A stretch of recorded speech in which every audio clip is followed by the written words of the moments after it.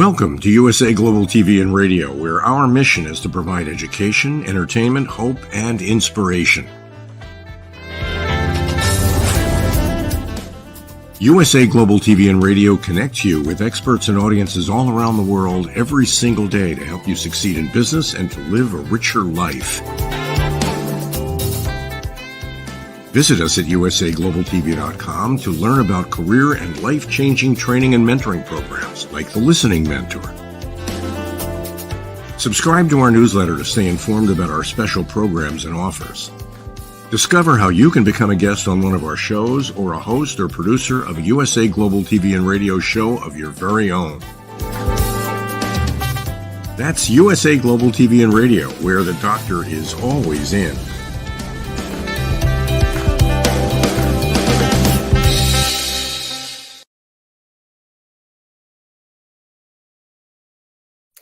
Good morning, good afternoon, good evening, and welcome to USA Global TV and Radio.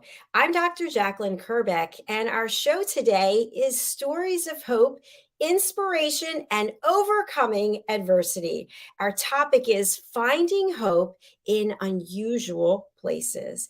And I'm very excited and proud to welcome the star of our show. He's the founder of TalentC. He's an international certified mentor, and he is also an internationally best-selling author. It's Doug Lawrence. Come on out, Doug, and join us.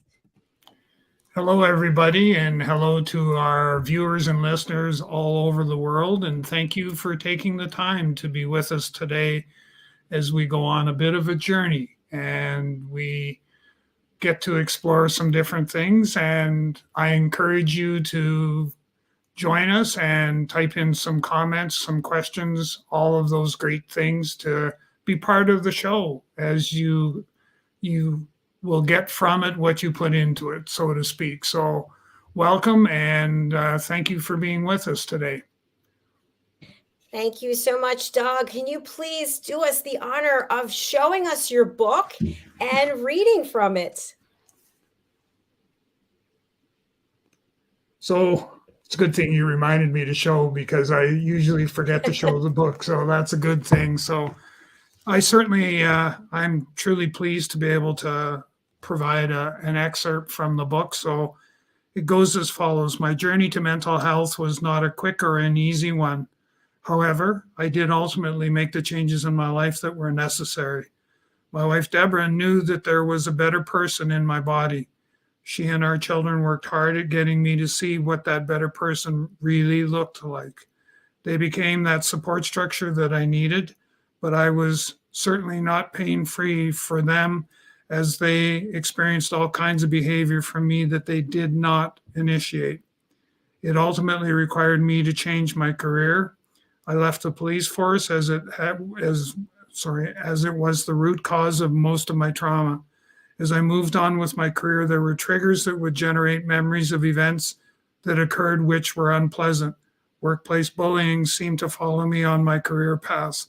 Not knowing how to deal with these situations made things a lot worse.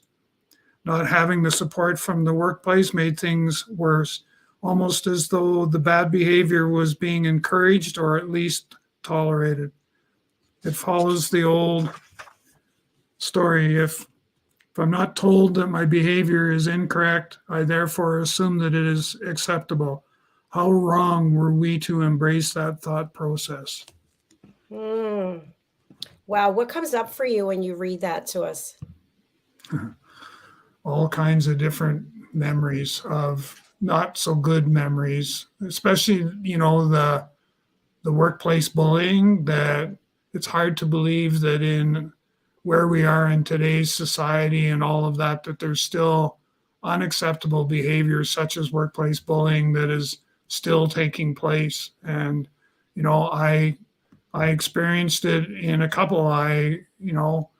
During my time in the police force, I went through, working with an individual that was a workplace bully. And when I moved on after I left there that was my reason for leaving, was to get my health back on track because of what I had experienced from a bullying perspective. But I went from there to another position, and actually another couple more positions, and it was kind of like what the book says. It seemed that was following me, and that's exactly what was taking place. Was each of the two repetitive places that I went to after I left the police force, I ended up experiencing workplace bullying, and some of it to a greater extreme than others. So it still exists. It's still out there, and all of us listening and viewing audience today, you need not accept that as acceptable behavior, and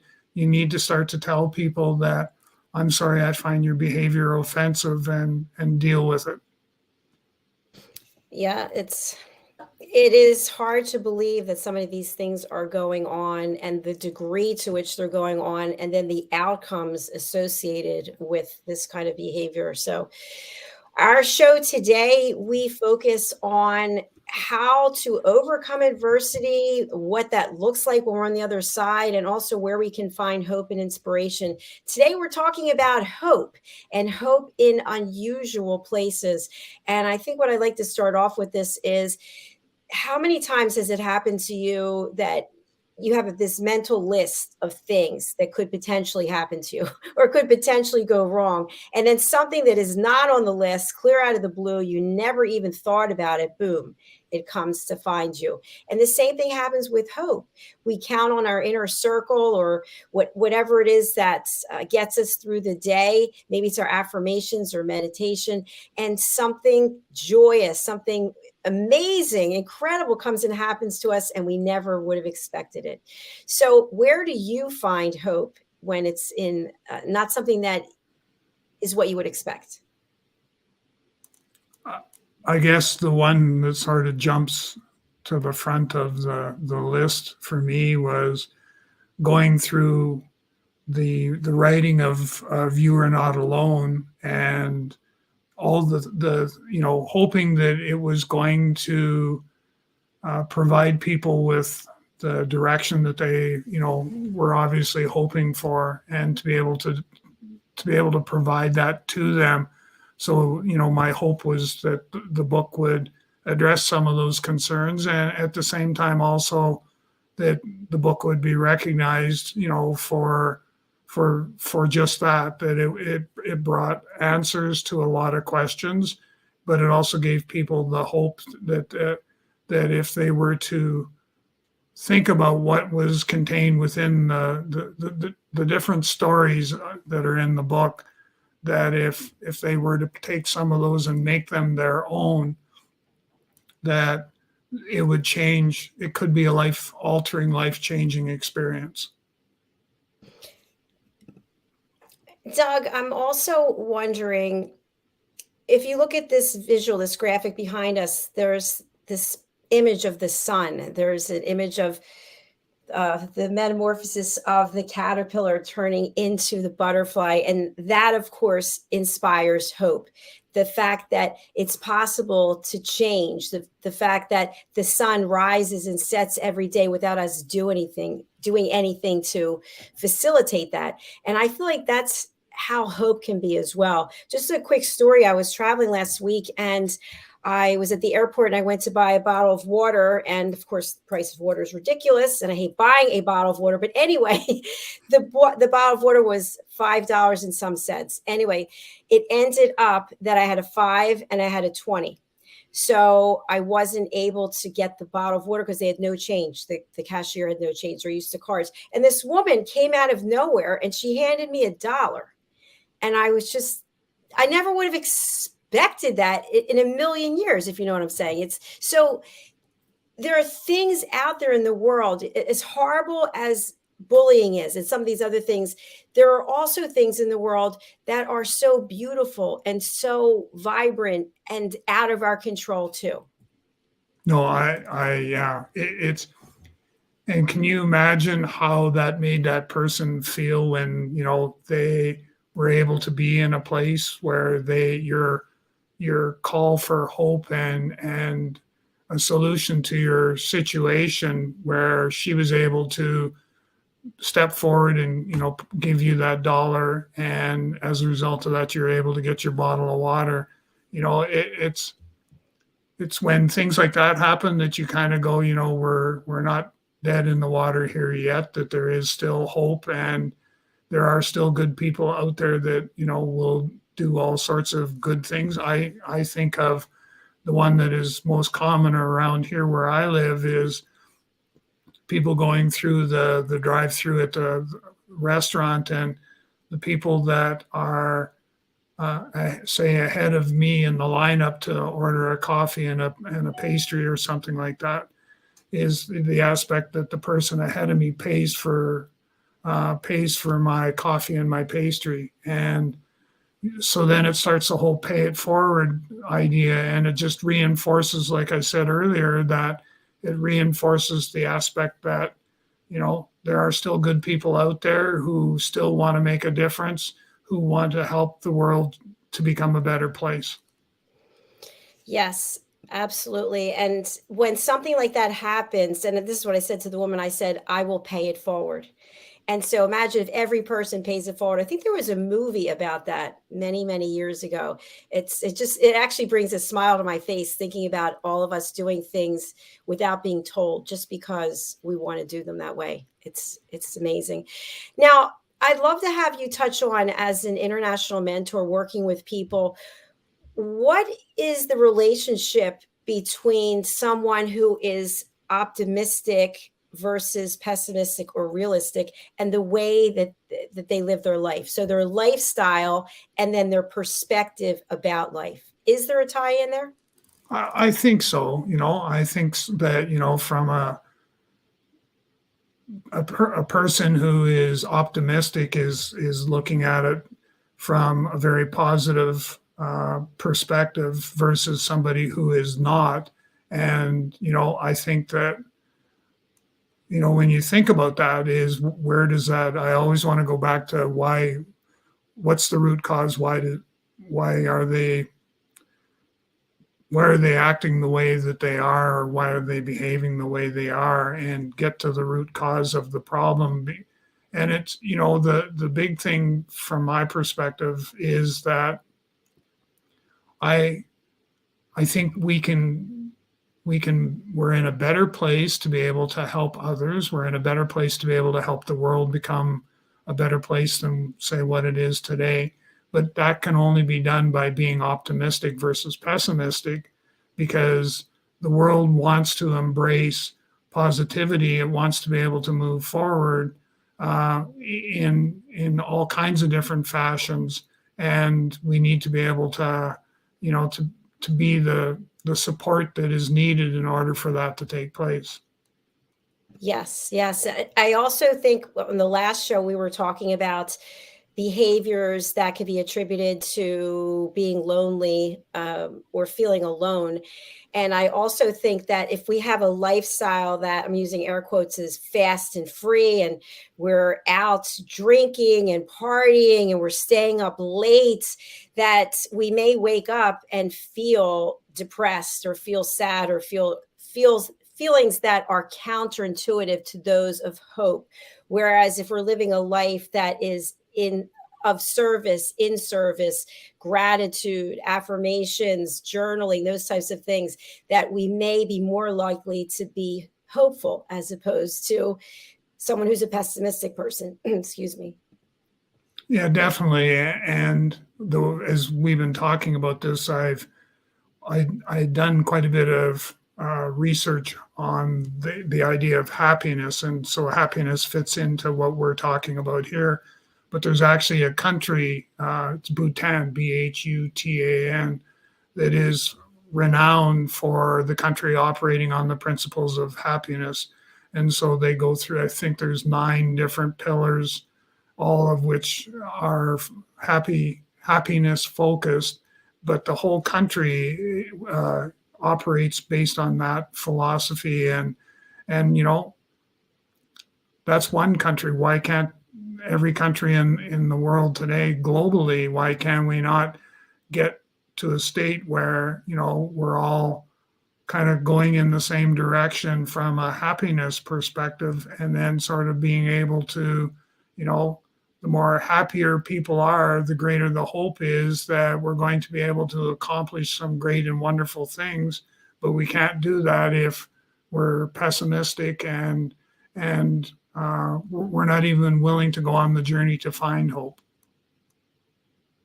That's so true. And I love the fact that you used the word journey, because there are things in life that are for a moment, and that moment will pass. When, in my opinion, when we live a life that is a journey as opposed to just single events happening at different times, we're more likely to find hope and find inspiration, because we're taking a step back, as though we're the eagle soaring over, and we're getting a perspective that's much broader, much wider. No, I would agree. And I like the analogy of the eagle soaring over, because you think that could be you, that could be me, that could be any one person who is soaring over, all over, looking for that one small glimmer of hope that they can maybe land in a tree, as an example, and find something, a treasure of some sort. But their hope was that as they were flying around and hovering over different things, that they would in fact find that glimmer of hope and embrace that, and then move on from there to another place, and to see what else they can find. Yes, I agree with you. There was a story in the news recently, and I don't remember the specifics, but a woman was doing some work in a cave, and I can't remember what she was doing. And did you hear about this? And she was in the cave for a very long time, days and days and days, and didn't want to come out, was doing everything like having a full life in the cave. And someone else would look at that and say, in a cave? I don't want to be in a cave for 3 seconds. And here she found some kind of fulfillment in that situation.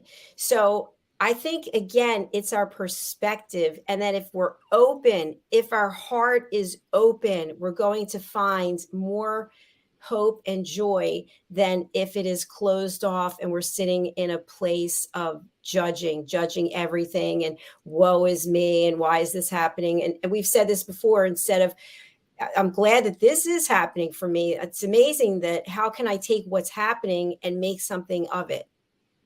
Yeah, that's true. And you think, oh my goodness, what that lady was going through by being in the cave, and the idea of being at peace with everything that was around you, because you could take that, by being in a cave by yourself, as that you're an individual who thrives on solitude, and there's a good example for what we had talked about on the previous show about the whole idea of loneliness and all of that. She is definitely someone who is in touch with who they are as a person, and is okay with where they are as a person, and saw this as a golden opportunity for greater insight into who they are, and what they may be capable of doing, simply by,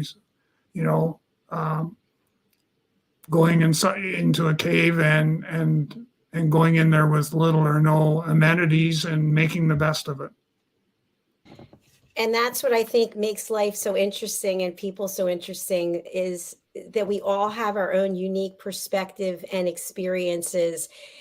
And also, people come in and out of our lives for various reasons. And somebody might be right there at the exact moment, like that lady was for me with the dollar. And then and I have never seen her since, obviously. And I don't know what the reason was why she was there at that moment, but it gave me renewed hope in the generosity and the goodness of people. Well, and it's also the aspect that somebody was watching over you and saw what, the dilemma that you had been placed, given to deal with. And here was this person who, is an individual who is of service to others, who decided that, that there should be no reason why you shouldn't have that, no shoulds in life. There's no reason why, you couldn't have that bottle of water if the only thing that's between you and the water is $1. She stepped to the plate and made that so. Absolutely. What are your thoughts, Doug, about expectations? And what I mean by that is so many times in life we have expectations about how things are supposed to be, air quotes again. And to me, I've been working on this really diligently in terms of not having expectations of other people. Now, what do I mean by that? When we expect something from someone and it doesn't happen, then sometimes we feel angry, but sometimes we feel hopeless because we really wanted that to happen and it didn't. So, what I've really been working on is I'll give it just an example. Let's say you have to go to the drugstore, have to pick up someone's prescriptions, and there's always a long line. I say to myself, I'm not going to drive over there because I don't have the time right now. Well, I'm going to be like a crazy person. I'm going to be waiting in line, looking at my watch. So now I go when I expect it I hate to use the word expect, I think I'm going to have to wait. And now I'm prepared. And so now I don't have those negative feelings that are coming up for me. So I'd love to just find out what your thoughts are about how we manage expectations so they don't interfere with our hope.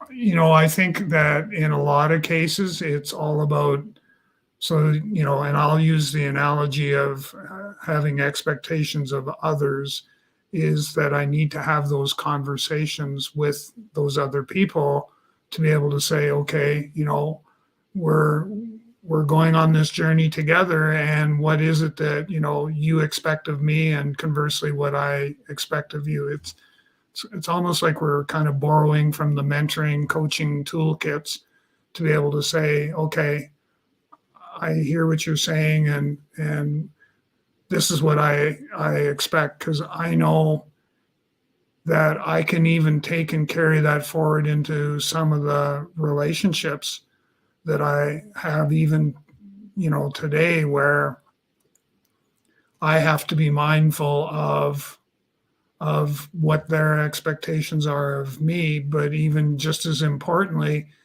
we need to be mindful of what the expectations are of the environment as a whole that feeds into that relationship. So, am I respectful of their time? Am I respectful of where they are with certain things? If they're somebody who's going through the grieving process, am I respectful of that? And all of those things. So it's a matter of having that conversation, but at the same time, making sure that we have established or set expectations that both of us are comfortable with. And if we can do that, then I think we're going to have a meaningful relationship and a journey that is going to be of value to both. Excellent points as always. Doug, I'd love for us to talk about the influence of our environment. And I just mentioned this a couple minutes ago. We've got this beautiful, bright background behind us. If we had maybe a black background, do you think the feeling would be the same as it is with this yellow background? I don't think so. And part of the reason for that is that, the image itself does tell a story, and the sunshine, the color, the overall color of it brings out a feeling of positive energy versus one of negative energy. And I mean, ultimately, we all want to become butterflies, but not necessarily will that happen for all of us. So it's an understanding that, we're going to go on a journey, and some of us are going to become butterflies and some of us aren't. And we need, when it comes back to the expectation part, we need to be comfortable with that and sort of set that expectation for ourselves to be able to say, we're going to go on this journey, we're going to give it our best shot, and we may or may not become a butterfly at the end of that journey. I love that. And I think also as we're on the journey of the butterfly, we might not want to come out of our cocoon depending on what is in our environment. That means the people, that means the setting, that might mean how much sunlight we're getting, that might mean the amount of noise that we're subjected to. A lot of these things I think can impact us in a negative way. And if we start to remove them, I'm not an expert on this, but I kind of feel like that's the premise of feng shui, that setting yourself up to be as successful as you can be based on the calendar of, I don't know, I'm not explaining it correctly, but I feel like in order to have the opportunity to be hopeful, we have to take it into our own hands and look at how are we showing up in life? What does our environment look like? And how are we living? What is our lifestyle like? Is it conducive to one filled with hope or one that is filled with dread and remorse? No, and all of that is, is there, those are really good points. And I would encourage, our viewers and listeners to think about that. So think about everything that Dr. JACALYN has just finished sharing with you, and sort of put that in a place where you can, tomorrow morning, for example, you get up and you think about all of those elements, and you map out in your mind what is something that you're going to be comfortable with moving forward to be able to reach that conclusion. Doug, I just love exploring these topics with you because it sounds very deep, right? What we're talking about feelings, we're talking about the way that we show up and the way that we look at life. And the question might come up, well, I'm hopeful. I do my affirmations. I meditate. I pay it forward. I am of service. I am here helping people. And this really bad thing just happened to me. So how do we explain that? That's many times when people fall from religion or fall into religion because they're looking for an answer about why, if I do all of the right things, has my hope just been taken away from me? And now I have this issue that I have to deal with and I don't want it. Everything happens for a reason, and we need to be able to take that step back and sort of, what is it that I've learned from this experience, from this opportunity? And I look at how I view everything that is negative in my life. I've also looked at it through the lens of what can I learn from this? And not so much trying to sort out or figure out why and all that sort of stuff, but more importantly is, how can I turn this not so pleasant of an event into something that I can learn from and possibly share that learning with others as they go on their journey.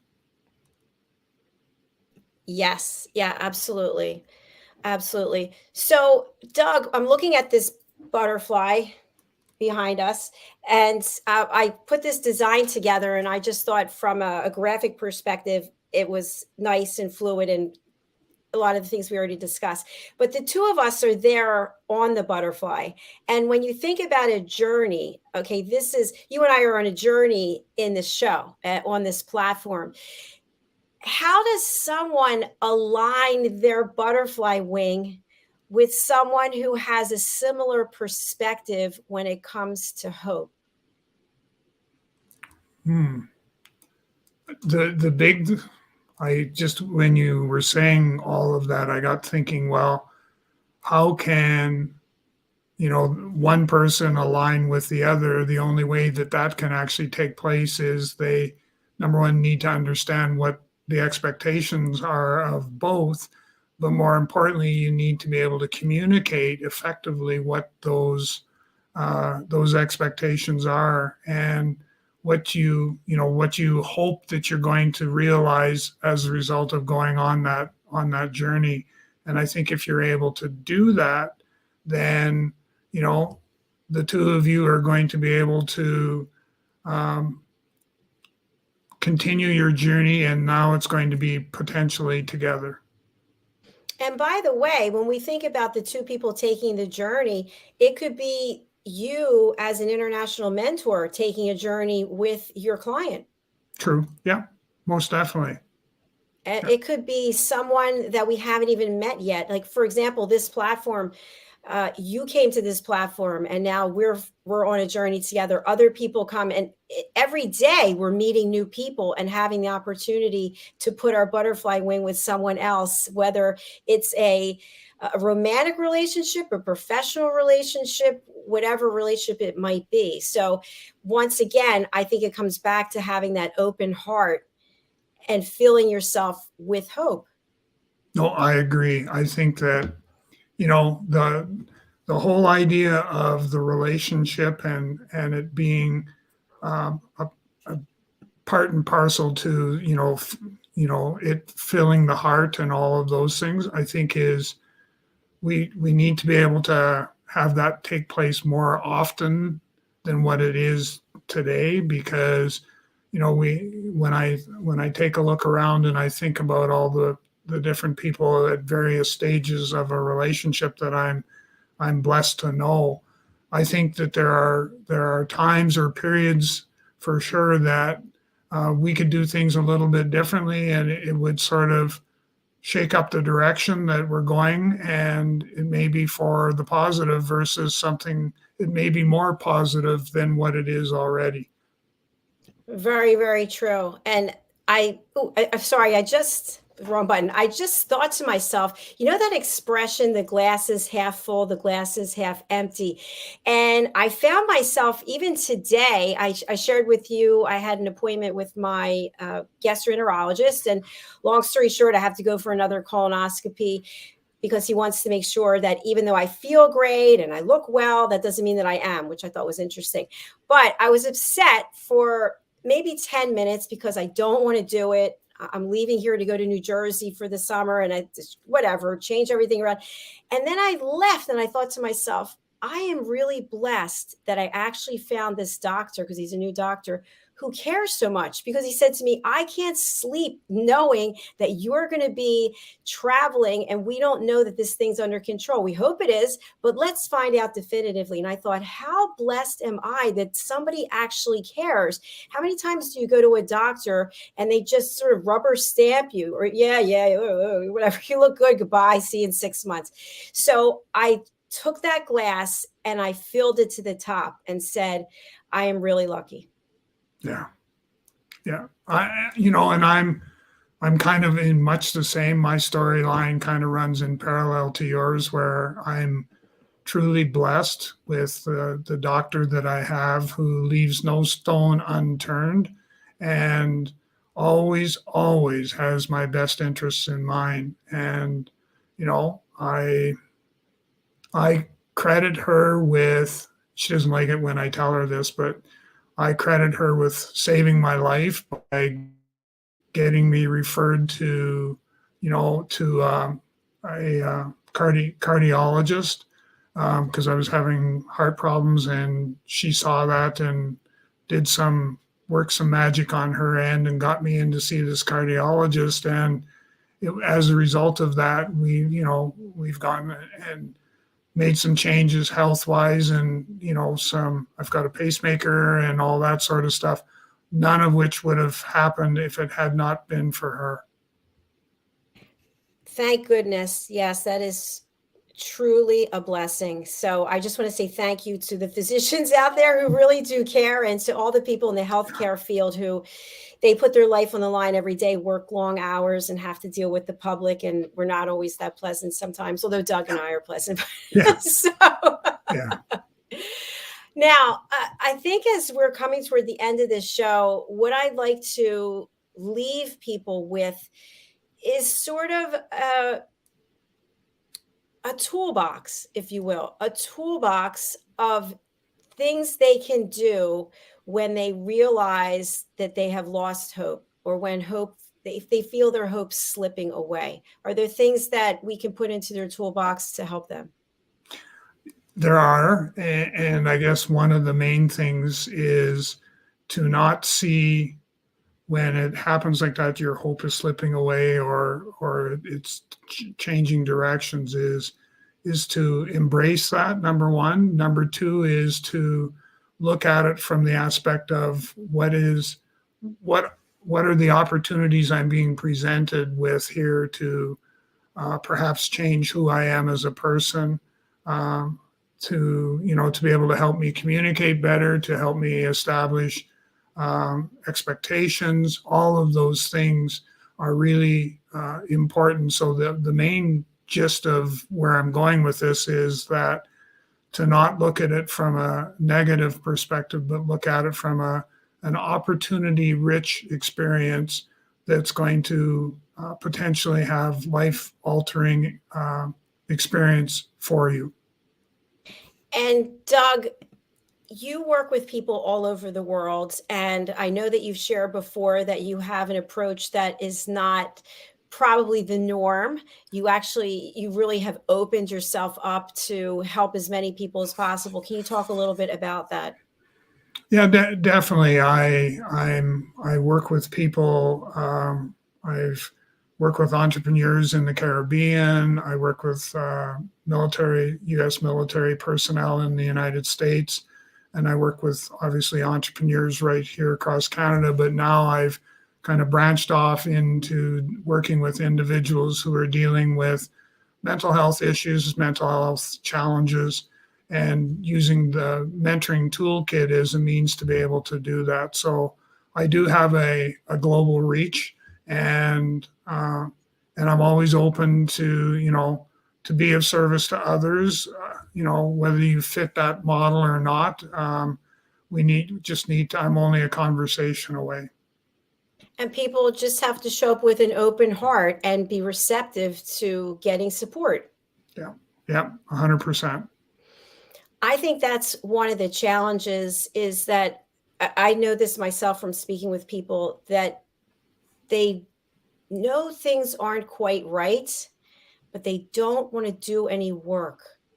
And I always have to laugh at that, because everything takes work. If you're going to build anything, right, there's steps to building it. And we are a complex system, and we have to actually put the effort in. And of course, you hear this all the time. I don't have the time. I'm not happy, but I just don't have the time. Well, then stop complaining. Because if you're not going to make the time to make a change, then it's on you. Yeah, and what I typically will tell people is, if you don't have the time, then let's take a look at why that is, and let's kind of make a list of all the things that you would like to be able to change. Let's prioritize all of those, and then let's decide which ones are must-dos and which ones are nice-to-dos, I guess, and move forward that way. And all is not lost. We can, definitely do a number of different approaches and stuff. But at the end of the day, saying that, you don't have the time to be the best that you can be, that's not the answer I'm looking for. Exactly. Because when are you going to get that time? Yeah. And, it's some people, they'll think in the next lifetime, that's when they'll do it, or whatever. But for this lifetime, this is where we have to do the work. And Doug is available to assist you. So I say this all the time. Please reach out, go over to his LinkedIn. He is there. You will find him. You will see him on Facebook. You can get his book over on Amazon, and he wants to be here to help you. So please do reach out. Doug, as always, what are some final words that you can leave our audience with as we close out Stories of Hope, Inspiration, and Overcoming Adversity? The most important thing that I want you to be able to take away from today's conversation is that, every piece of movement that you can make towards being a better you, every time that you can take something that maybe you had hoped was going to turn out a way and it didn't, we need to take a step back and learn from those opportunities and turn them around to become something of a more positive nature. And I always look at it from the aspect that if a country such as Bhutan can have a country that is riddled with happiness, then why can't we? Absolutely. Thank you, everyone, for joining us. We'd love to have you here on the screen with us. And if you are not someone who wants to be on television, you have a fear factor, we understand that. Send in your story. Email us. You see Doug's information right here, and we don't have to say your name. We can just actually share your story and talk about it and give you some suggestions and hopefully give you some hope. No, I agree 100% with that. And, you know, some of the stories that I share, some of those could very well be somebody else's story as well. So, you know, feel free to, as Dr. JACALYN has mentioned, feel free to send us in your information. And, you know, like she also said, is we'll do what we need to do to you know, if you want to be it kept confidential, we can certainly do that. And think of all the people you're going to be able to reach out to, and think of all the people whose life you may very well make a difference simply by sharing your story. And we're both professionals here, so your information is confidential. We will show you the highest level of respect. Doug, another great episode. Thank you so much. And thank you to everyone watching or listening. We will be replaying this show and the show right before this, probably 5 or 6 more times this week. So you'll get to see it. And after that, you can find it on our YouTube channel, which is USA Global TV. Our next show is coming up. It's at a new time. It's Pet Psychic Amina. So please do join us, as we're going to be talking about seahorses today. I love little seahorses. They're so good. Yeah. They're so, if you think about like an organism, how small that is with all of the different, the lungs, and it just amazes me. It's a miracle. Yeah, that it is. And I was just thinking, and they're all always filled with hope. Yes. And people see them and they smile because it just brings joy to your heart. So that's what we'll be talking about on our next show. So thank you again. We'll see you next week, same time, same channel. Bye for now. Bye, Doug. Bye-bye. Bye-bye. Bye.